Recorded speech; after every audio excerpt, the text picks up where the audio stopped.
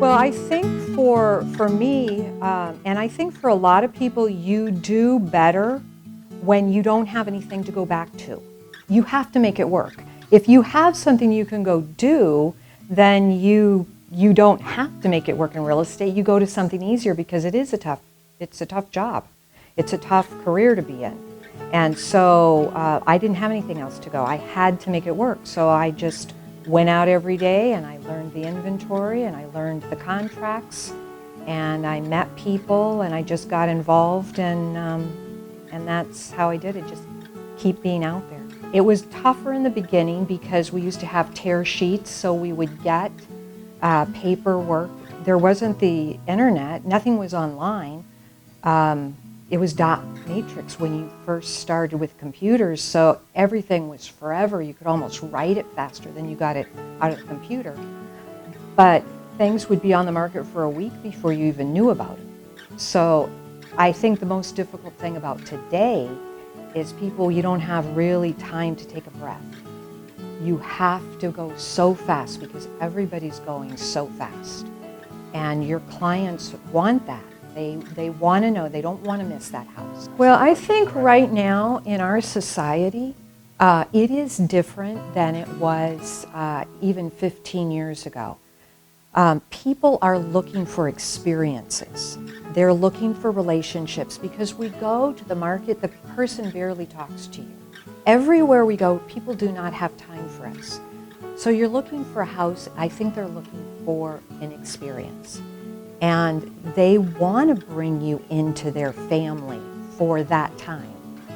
I think that's kind of exciting. You meet their family, they're getting a house. I've been in real estate since I was 21, so over 35 years. And I started when I went to Florida with a girlfriend and her husband, he was transferred down there. And so I stayed with them for a couple months and she took a real estate class, so I took a real estate class and it was interesting. So I came back here and got my real estate license and started in that business and I've loved it ever since. They say when you're self-employed you could work as many hours as you want to, but really you are working all day long because you have to be able to take that call at 7 o'clock at night. You have to be able to get back to people in a reasonable amount of time.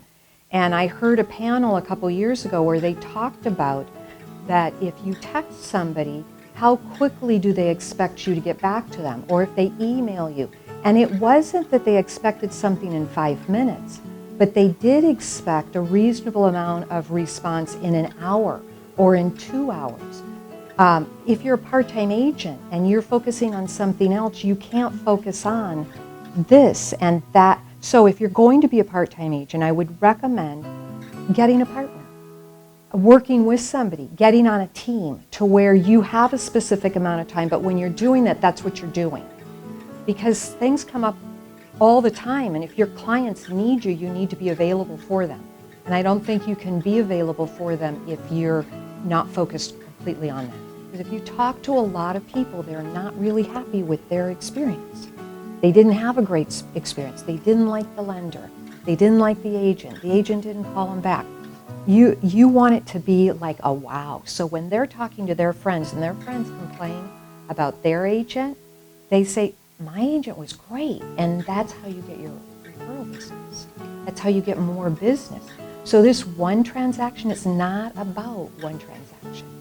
It's about it's never about that one transaction. Whether that house is going to go together or not is not really the issue. Are they getting what they need? Did you give them all their options? And is this good for them? And then it'll be good for you. If it's good for them, it'll be good for you. I'm Becky Bode, and I'm proud to be a realtor.